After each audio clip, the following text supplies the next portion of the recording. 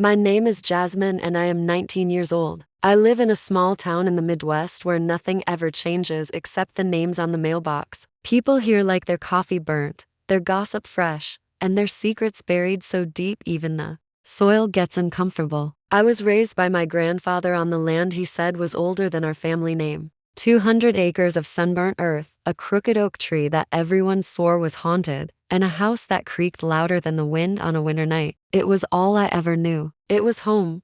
My grandpa's name was Walter. To everyone else he was Mr. Grayson or Old Man Walt, but to me he was just Grandpa. He had a back like a question mark and a voice that could quiet down cattle. Even when he got sick and started forgetting names and losing track of time, there was this fire behind his eyes that never went out. He used to say that land was not just land. It was blood, memory, a kind of inheritance you could feel under your feet. I didn't always understand it when I was younger. I thought he was just being poetic. Now I know better. When my parents died in a car crash just after my 5th birthday, Grandpa drove across 3 states to get me. He didn't send anyone. He came himself, picked me up from a state home with my little pink backpack and a stuffed rabbit named Charlie. I don't remember much about that day except the way he smelled like pine and gasoline and the way his hand swallowed mine when we crossed the parking lot. He never let go. Not once. I grew up feeding chickens and milking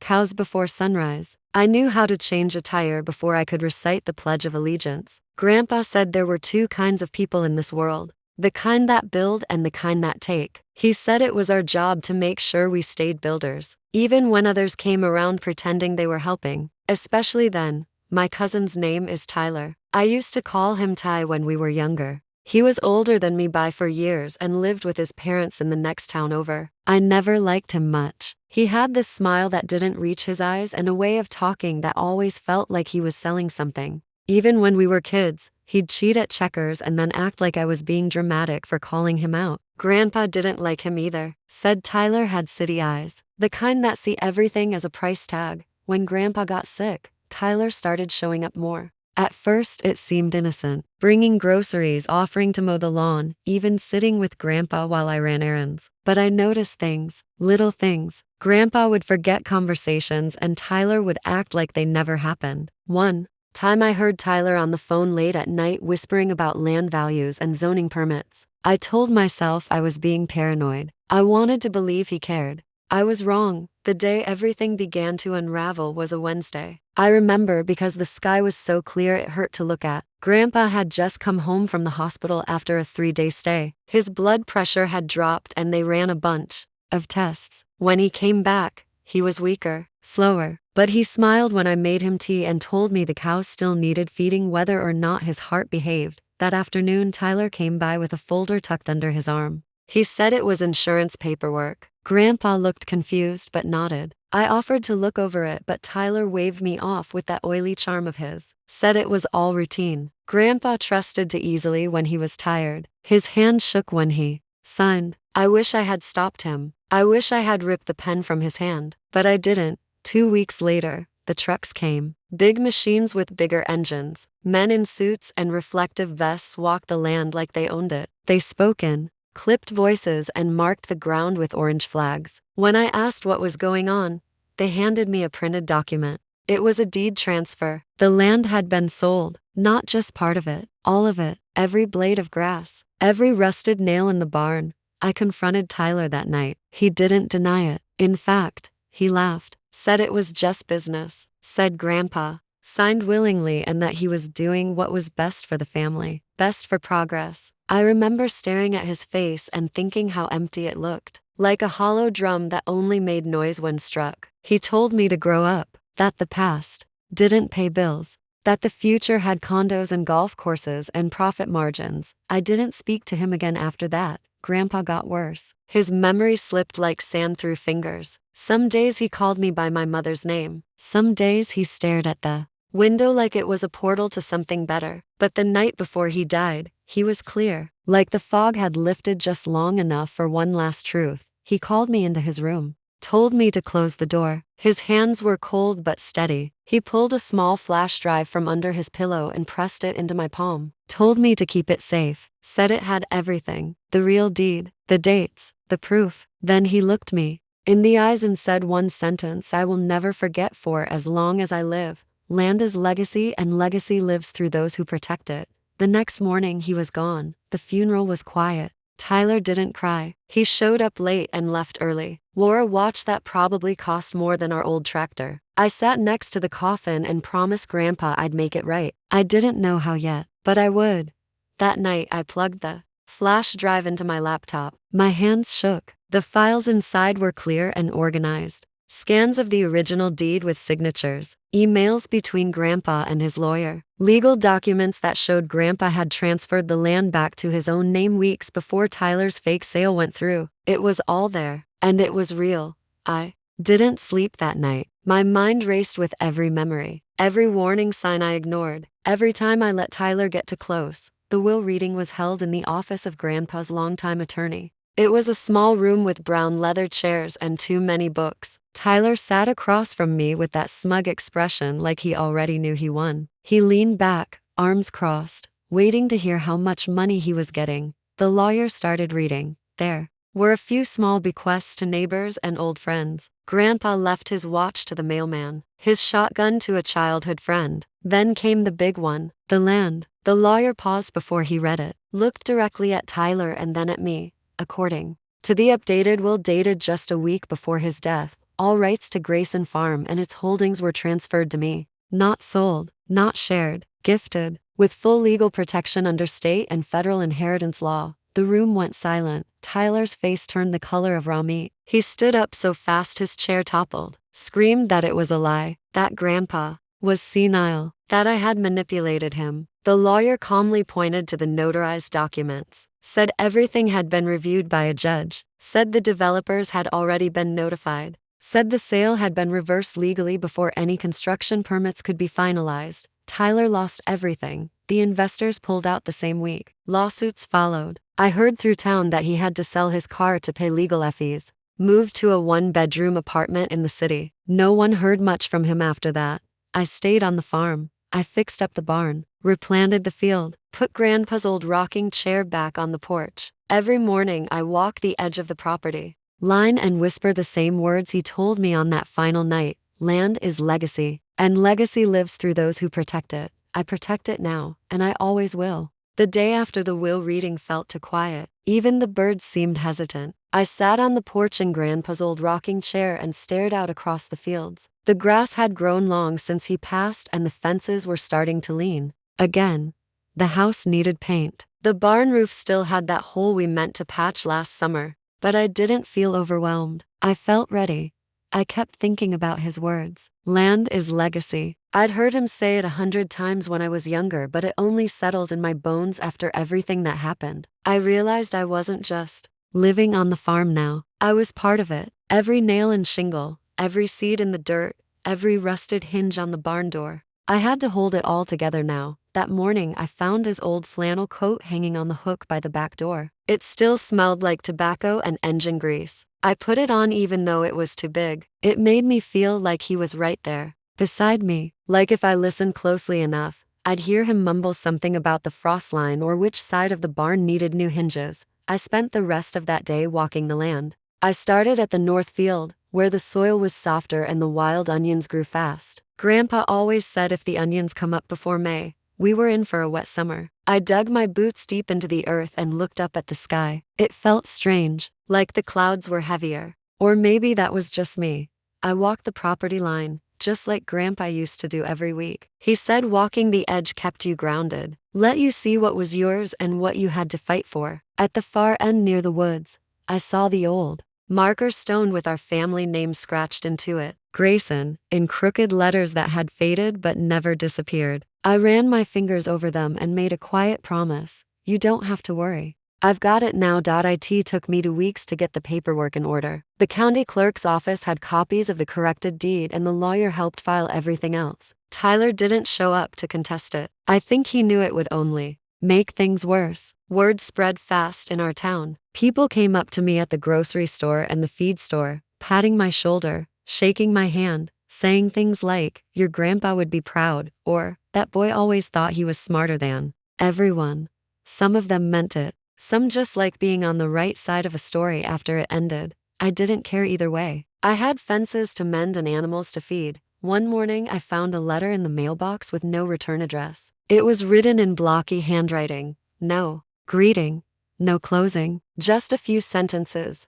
You think this is over, but that land was promised. You messed up everything. Be careful what you protect. There was no signature. I read it twice, then folded it and stuck it in the drawer by the sink. I didn't tell anyone. I figured it was probably one of the investors Tyler had been working with. Maybe someone who lost money in the failed deal. Either way, I wasn't scared. Grandpa used to say fear is useful only if it keeps you alert. Otherwise, it's just noise. The following week, I started fixing the barn. It was falling apart in sections. The back wall had a hole big enough for the neighbor's goat to sneak in. I patched it with leftover plywood and chicken wire. The roof took more effort. I had to climb up there with a hammer and a mouthful of nails like Grandpa used to. I nearly fell once, but I caught myself, laughed out loud even. It felt good to do something that mattered. The old tractor needed oil. The chicken coop needed repairs. The cows were low on feed and the pond had algae on the surface like green velvet. I started making lists, waking up early, working until dark. There was something healing about it, something pure. Every chore felt like a stitch in the wound I'd been carrying. Then the developers came back, not the ones from before. New ones, sharper suits, cleaner shoes. They pulled up in a silver SUV and knocked on my door like they were bringing pie. Two of them, a man and a woman. They introduced themselves like it mattered and started talking fast. They said they knew what had happened and they respected my grandfather's wishes. But they also knew how valuable the land was and wanted to make an offer. I told them no before they finished their pitch. The man smiled wide and said I should take time to think. Said they could come back with a better number. I told them I didn't care if they offered me $1 million and a pony. The land was not for sale. Not now. Not ever. He stopped smiling after that. They left a business card on the porch. I used it to scrape mud off my boots. Later that night, I called the lawyer, told him what happened. He said they couldn't do anything without my consent and that the deed was airtight. Still, he advised me to be cautious, keep records, watch for anything suspicious. I started locking the barn at night, not because I was scared, because I didn't trust people to respect what wasn't theirs. A few days later, I heard tires on gravel after midnight. I looked out the window and saw headlights pulling away. Next morning, I found fresh boot prints near the chicken coop and a broken fence post. Nothing was missing, but it was a message.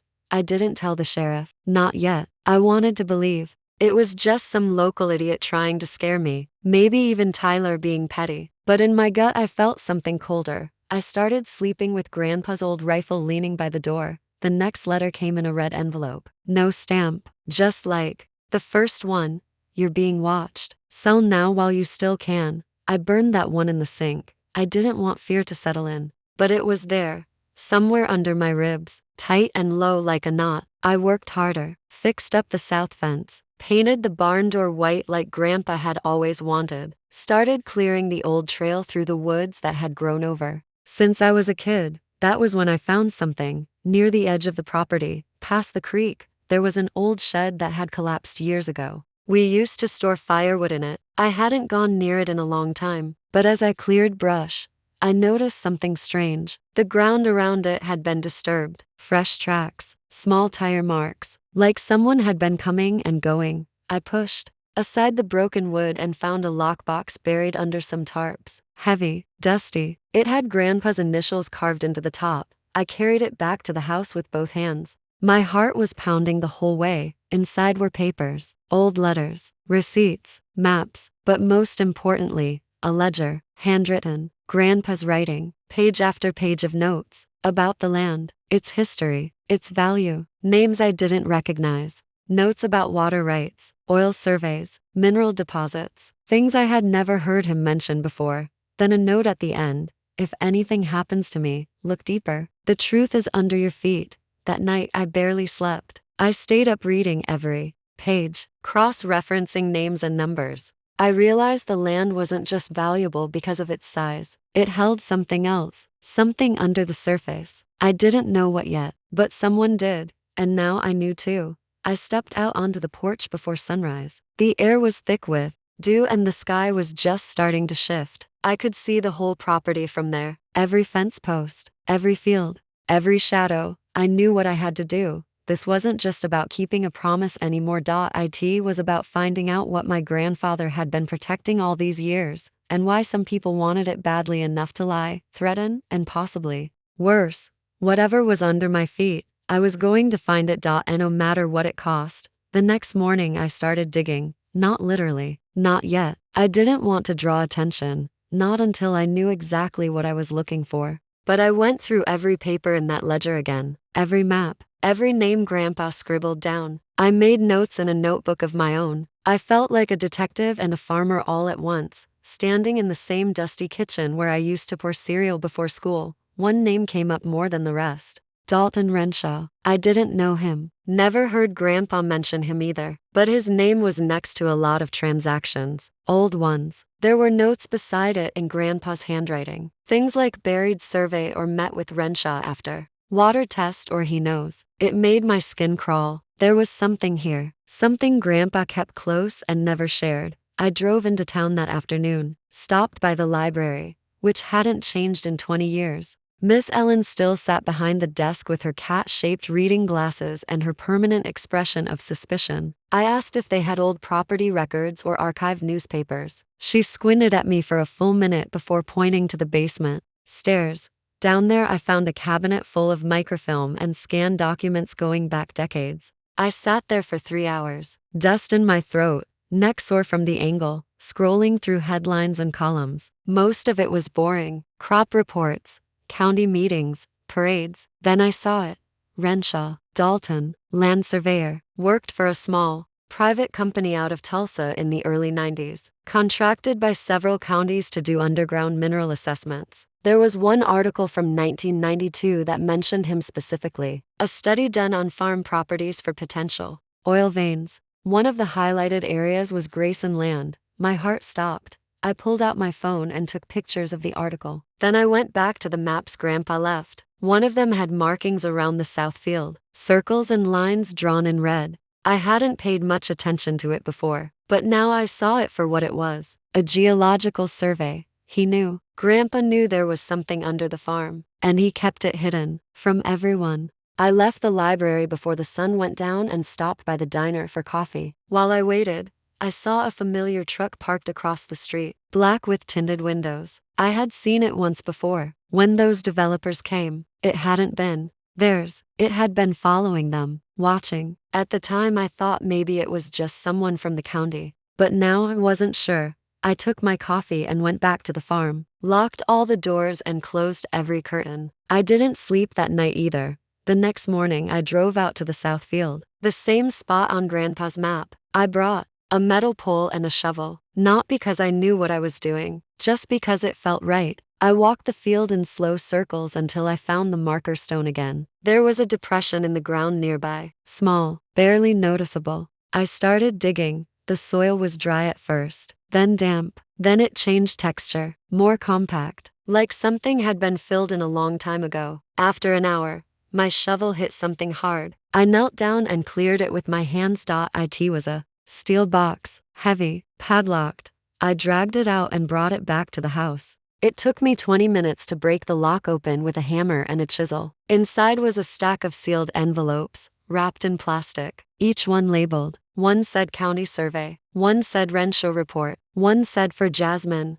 I opened that one. First. It was a letter. Grandpa's handwriting. If you're reading this, it means I didn't get the chance to tell you everything. Maybe I ran out of time, or maybe I thought I was protecting you by keeping it quiet. Either way, what you found is bigger than just this farm. Years ago, they came sniffing around, men with money and suits. They knew there was oil under part of the land, not enough for a corporate well, but enough to change lives. I refused to sell, not because I didn't need the money, but because I knew what it would bring. Greed poisons everything. They backed off. At least I thought they did, but they came back through your cousin. I saw it too late. I'm sorry for that.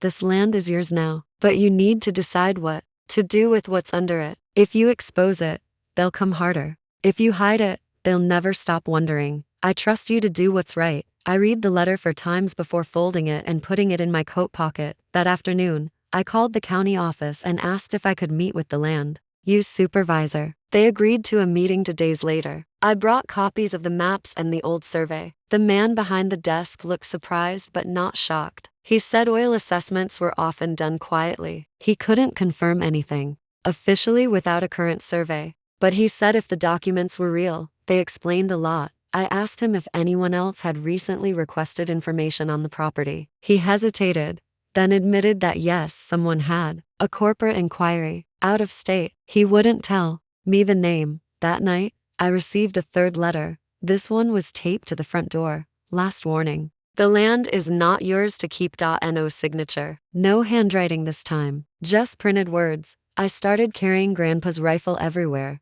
I didn't know who I was dealing with, but they were serious.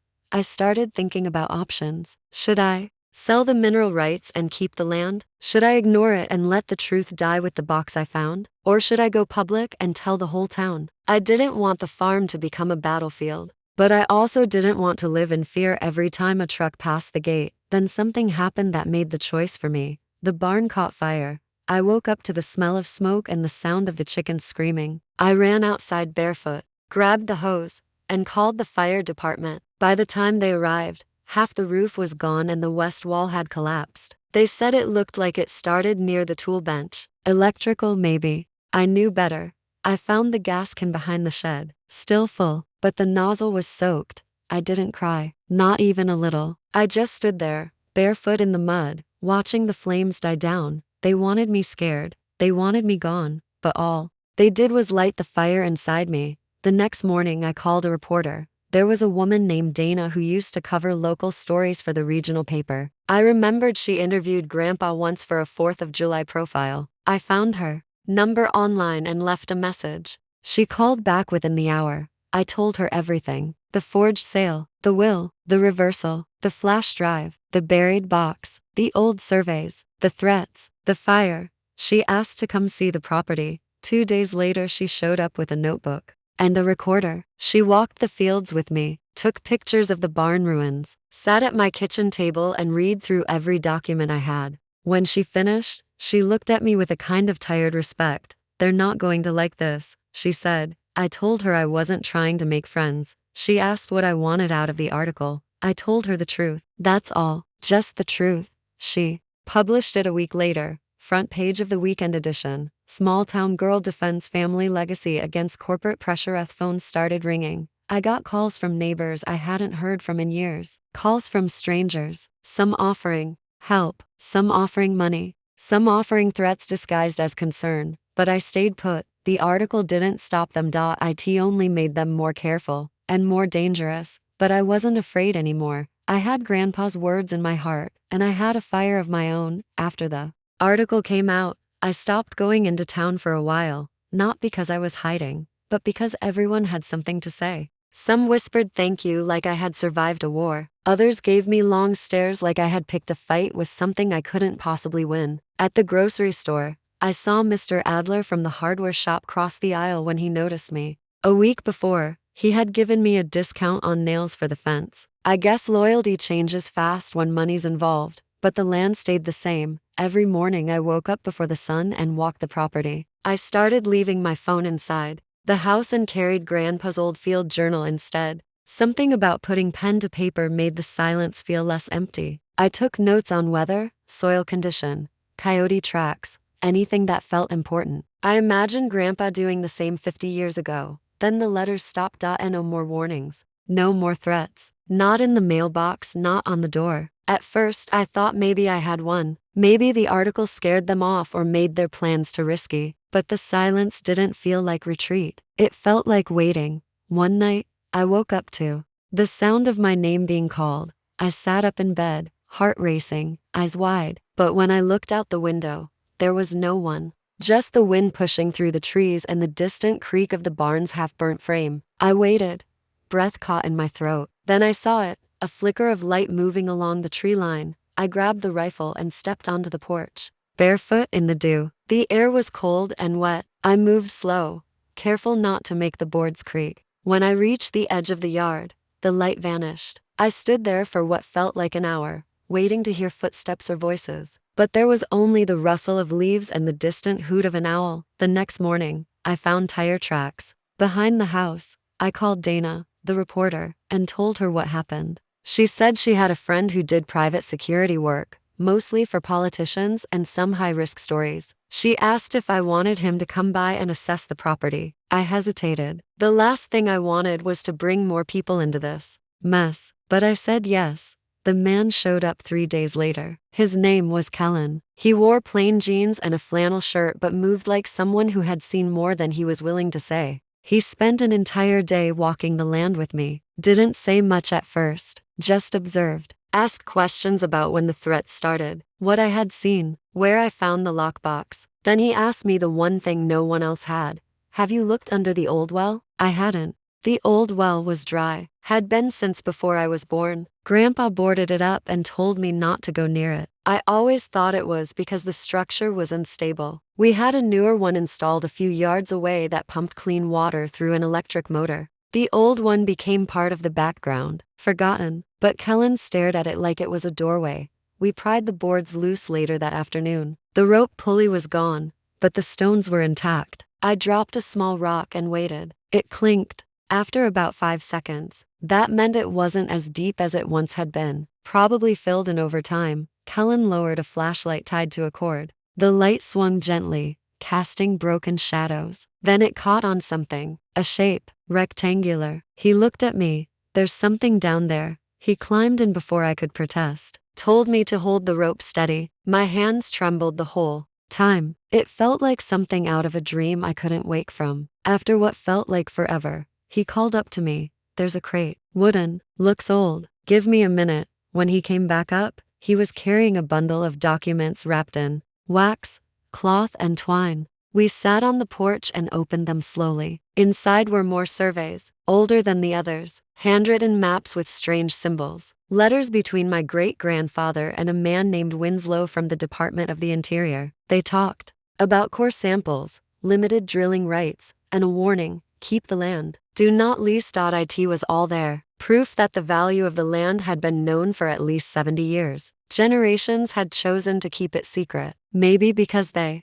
didn't trust the government. Maybe because they believed in something bigger than money. Either way, it explained everything. Kellen stayed the night in his truck near the barn. Said he had a feeling something might happen. I offered him the couch but he refused. The next morning, I found the back gate open and fresh footprints near the chicken wire. Kellen said someone had been watching. He found a footprint half hidden in the mud. Men's boot, heavy tread. They were getting closer. That day I made a decision. I called a land lawyer from out of state, someone Dana recommended. I wanted to find out if I could legally declare the land a heritage site, if I could block any further development inquiries. He said it would take time, permits, reviews, but it was possible. I gave him the go-ahead. A few days later, I received an email from a man named Fletcher. Said he represented a private consortium interested in buying the land. He offered a number with more zeros than I had ever seen. Said they admired my tenacity and believed we could reach a peaceful solution. I deleted it without replying. The next day, I received another letter. You can take the money or we can take the land. No name. Just that sentence. That night I sat on the porch in Grandpa's coat and listened to the wind. It wasn't just a farm anymore. It was a battlefield. One where the weapons weren't guns or bombs but silence and paperwork and the constant pressure of fear. But I wasn't leaving. I made that decision the day I found the flash drive, and I was more certain now than ever before. A few nights later, Kellen knocked on the door just after sunset. He had found something, tucked away near the southern creek bed, buried metal stakes with fresh paint, surveyor's markers. Someone had already started planning a new access road, without my consent. He said this was a serious breach. Told me I could file a formal complaint with the county. I did. Then I drove straight to the sheriff's office the next morning and showed him everything. The threats, the fires, the letters, the trespassing. He took the report but didn't look hopeful. Said these kinds of things were hard to prove. Said maybe I should consider selling while I still had options. I walked out without shaking his hand. I went home and walked the entire property line with a fresh coil of wire and new signs. Private property. No trespassing. Violators will be prosecuted. The next night it rained hard. Wind howled through the trees and lightning split the sky like something angry was waking up. I sat at the kitchen table with the old box open beside me, reading every note Grandpa ever wrote. every map, every letter. He protected this land until his last breath. Now it was my turn, and I would not let them win. Not by silence, not by fear, not even by fire. After the storm passed, the world felt different. The wind had stripped leaves from the trees and flung them across the fields like confetti at a funeral. The creek was swollen and restless, the water moving fast and angry. I walked the fence line that morning with heavy boots and wet sleeves, stopping every few feet to check for damage. One section of wire was cut clean through. Not broken, cut. The edges too smooth to be accidental. I stood there staring at it for a long time. I could hear Grandpa in my head again, plain as day. Keep your eyes sharp, keep your back straight. When they stop using words, they'll start using blades. I repaired the break myself, tied the new wire as tight as I could, then backed away and watched it hold. That same day, the lawyer called with news. The first round of paperwork had gone through. The land had been flagged as a potential heritage site pending review. That meant permits were frozen, development suspended. Anyone trying to build or dig or drill would need to go through official approval first. It bought me time, but it also painted a bigger target on my back. I went into town for supplies that afternoon, just nails and rope and a new padlock for the front gate. People stared again. Some nodded, some didn't. When I got back to the truck, I saw a note tucked under the windshield wiper. 3 words, "This is war." I didn't bring it home. I crumpled it and threw it into the first trash bin I saw. When I got back to the farm, Kellen was already there. He had been keeping watch on and off, never asking for anything in return. Just said he respected what I was doing and didn't want to see it swallowed like so many other places. That afternoon, he told me he saw a black SUV parked half a mile up the road earlier. No plates, just sitting there. We started taking shifts, one of us always awake, always listening. 3 nights later, they came. It started with the dogs barking, loud and wild. Then the security lights flickered on. I ran outside with the rifle and saw movement near the barn. 2 figures, fast. One tried to cut the new fence. The other had something in his hands, a canister. Kellen was already moving before I shouted. He fired a warning shot into the air and the figures scattered. Tires squealed in the distance. When we checked the area, we found the canister, gasoline, half full. This time we called the sheriff and demanded he send a deputy. He did, finally. A young guy named Rhodes. He took notes and photos and promised to file an official report. Said we had every right to defend our property. But the way he looked at the barn ruins told me he had already decided this was above his pay grade. I wasn't sleeping much by then. My body kept moving, but my mind was stretched thin. I found myself checking locks 5 times before bed, jumping at shadows, waiting for the next warning. Then came the invitation, a formal envelope, hand-delivered, no return address. Inside was a single sheet of thick paper, a time, a location, a request to meet. The name at the bottom made my stomach drop. Tyler. I hadn't seen or spoken to him since the will reading. I stared at the paper for a long time. Then I picked up my coat and told Kellen I'd be back before dark. I drove to the diner listed on the paper. It was half an hour away, in the next county. I parked in the back lot and walked in through the side door. The place was nearly empty. Just a waitress behind the counter and a man sitting in the far booth. It took me a second to recognize him. Tyler looked different, thinner, paler, his hair shorter, his eyes older. There were dark circles under them like he hadn't slept in weeks. He didn't smile when I sat down. He started talking before I could. Said he never meant for any of it to go this far. Said it was just supposed to be a smart investment, something quick and clean. He blamed the developers, the pressure, the promises. He said they used him, that when the deal collapsed, they came after him too. I asked him what he wanted. He said, peace. I asked him what he was offering. He looked down and slid a folder across the table. Inside were photos, documents, names, contracts, things I hadn't seen before. Copies of emails between the developers and a private company based overseas. Agreements to drill. Plans to clear the south field. Some of the documents were dated months before Grandpa even got sick. It wasn't just a trick. It had been a plan all along. Tyler told me he had kept copies. Said he was tired of running. Said if I promised not to drag him through court, I could have everything.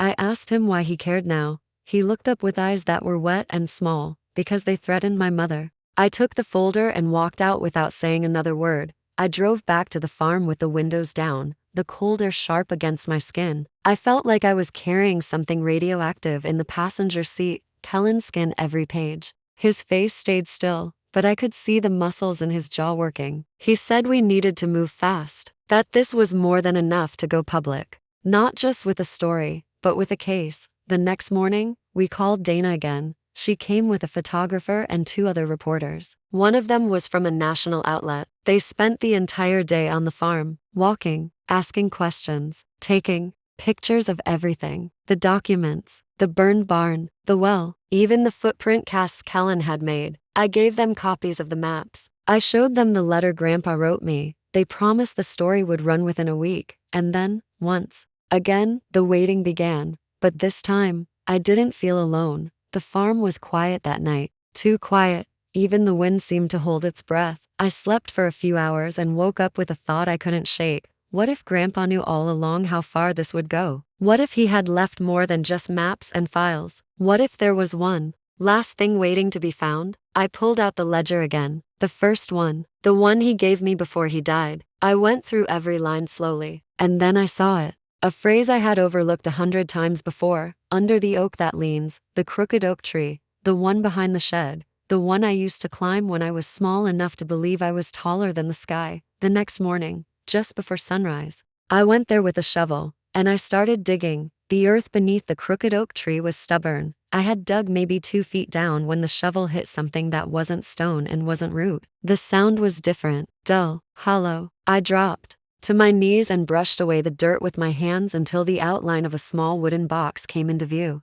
It was narrower than the one I found in the shed and covered in mildew. The metal latch had rusted shut. I carried it back to the house without opening it. I didn't want to break it. I didn't want to rush it. Whatever Grandpa had left there, he meant for it to be found at the right time. Inside, wrapped in wax paper, was a single photograph, a folded page torn from a notebook, and a cassette tape. The photo was of my mother. She was standing in the same field I had walked every morning since Grandpa died. Her hair was pulled back and she wore work gloves. She was holding a flag in one hand and pointing to the ground. Grandpa stood behind her, smiling. The photo was dated in Grandpa's handwriting, 1996. I hadn't seen that picture before. It wasn't in any of the albums. I don't know why, but just looking at it made me cry in a way I hadn't since the night Grandpa passed. There was something in my mother's face, something defiant and joyful and sure. She had known what this land meant. She had known it, even before me.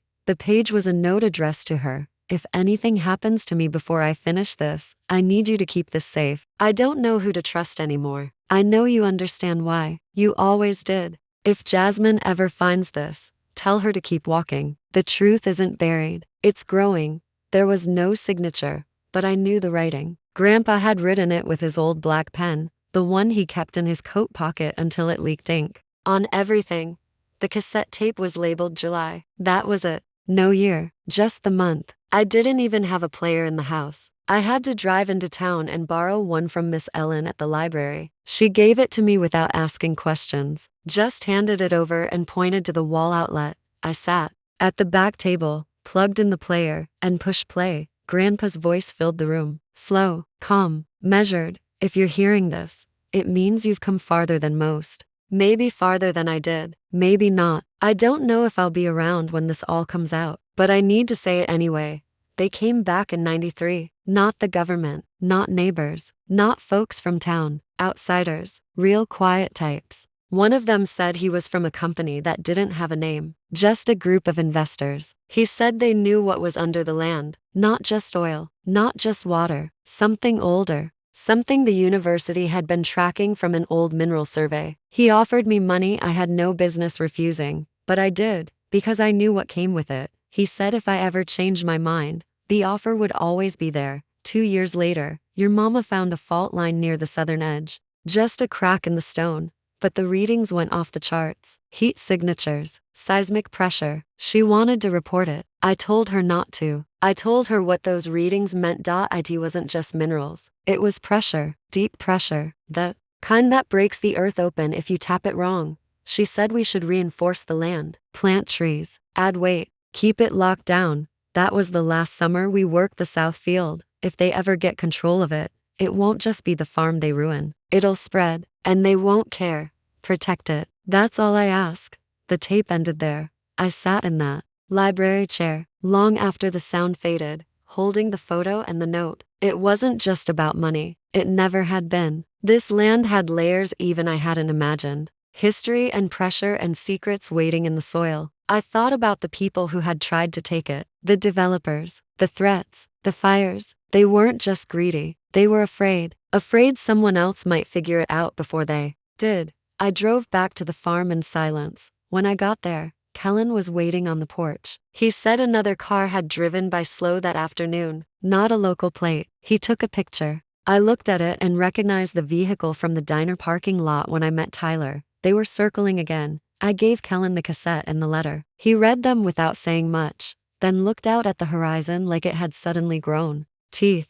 We need to shut this down, he said. The next day, Dana's article went live, not just in the local press this time. It hit national headlines. The story was bigger than just a farm dispute. It had history and betrayal and land battles and mystery. It spread fast. People started calling, activists, historians, lawyers. One man from a university in Colorado wanted to study the South Field, said there were reports from the 70s about geothermal anomalies in the region. I told him no, at least not yet. The attention made things harder, not easier. The mailbox filled up with offers again. Higher numbers, more promises, easier words. Then came the threats disguised as jokes. Then the threats not disguised at all. One night, someone left a dead fox on my porch. And oh no, just the body. I buried it under the crooked oak tree. The same night, I found a drone hovering over the South Field. I shot it down with Grandpa's rifle. When I woke up the next morning, someone had painted a message on the front gate in red. You can't stop the drill. Kellen and I scrubbed it off before the sun got too high. That afternoon, the university called again. This time it was a woman. She said she believed what I had found matched a rare type of geothermal vent system. She said if I could prove it, I might be able to file for geological protection. That meant federal involvement. That meant safety. I asked her what they would do once it was protected. She said they'd probably build a fence around it. Maybe that was enough, maybe not. I took the folder and walked out without saying another word. I drove back to the farm with the windows down, the cold air sharp against my skin. I felt like I was carrying something radioactive in the passenger seat. Kellen scanned every page. His face stayed still, but I could see the muscles in his jaw working. He said we needed to move fast, that this was more than enough to go public. Not just with a story, but with a case. The next morning, we called Dana again. She came with a photographer and 2 other reporters. One of them was from a national outlet. They spent the entire day on the farm, walking, asking questions, taking pictures of everything. The documents, the burned barn, the well, even the footprint casts Kellen had made. I gave them copies of the maps. I showed them the letter Grandpa wrote me. They promised the story would run within a week. And then, once again, the waiting began. But this time, I didn't feel alone. The farm was quiet that night. Too quiet. Even the wind seemed to hold its breath. I slept for a few hours and woke up with a thought I couldn't shake. What if Grandpa knew all along how far this would go? What if he had left more than just maps and files? What if there was one last thing waiting to be found? I pulled out the ledger again. The first one. The one he gave me before he died. I went through every line slowly. And then I saw it. A phrase I had overlooked 100 times before. Under the oak that leans, the crooked oak tree, the one behind the shed, the one I used to climb when I was small enough to believe I was taller than the sky. The next morning, just before sunrise, I went there with a shovel, and I started digging. The earth beneath the crooked oak tree was stubborn. I had dug maybe 2 feet down when the shovel hit something that wasn't stone and wasn't root. The sound was different, dull, hollow. I dropped to my knees and brushed away the dirt with my hands until the outline of a small wooden box came into view. It was narrower than the one I found in the shed and covered in mildew. The metal latch had rusted shut. I carried it back to the house without opening it. I didn't want to break it. I didn't want to rush it. Whatever Grandpa had left there, he meant for it to be found at the right time. Inside, wrapped in wax paper, was a single photograph, a folded page torn from a notebook, and a cassette tape. The photo was of my mother. She was standing in the same field I had walked every morning since Grandpa died. Her hair was pulled back and she wore work gloves. She was holding a flag in one hand and pointing to the ground. Grandpa stood behind her, smiling. The photo was dated in Grandpa's handwriting, 1996. I hadn't seen that picture before. It wasn't in any of the albums. I don't know why, but just looking at it made me cry in a way I hadn't since the night Grandpa passed. There was something in my mother's face, something defiant and joyful and sure. She had known what this land meant. She had known it, even before me. The page was a note addressed to her. If anything happens to me before I finish this, I need you to keep this safe. I don't know who to trust anymore. I know you understand why. You always did. If Jasmine ever finds this, tell her to keep walking. The truth isn't buried. It's growing. There was no signature, but I knew the writing. Grandpa had written it with his old black pen, the one he kept in his coat pocket until it leaked ink. On everything. The cassette tape was labeled July. That was it. No year, just the month. I didn't even have a player in the house. I had to drive into town and borrow one from Miss Ellen at the library. She gave it to me without asking questions, just handed it over and pointed to the wall outlet. I sat at the back table, plugged in the player, and pushed play. Grandpa's voice filled the room. Slow, calm, measured. If you're hearing this, it means you've come farther than most. Maybe farther than I did, maybe not. I don't know if I'll be around when this all comes out, but I need to say it anyway.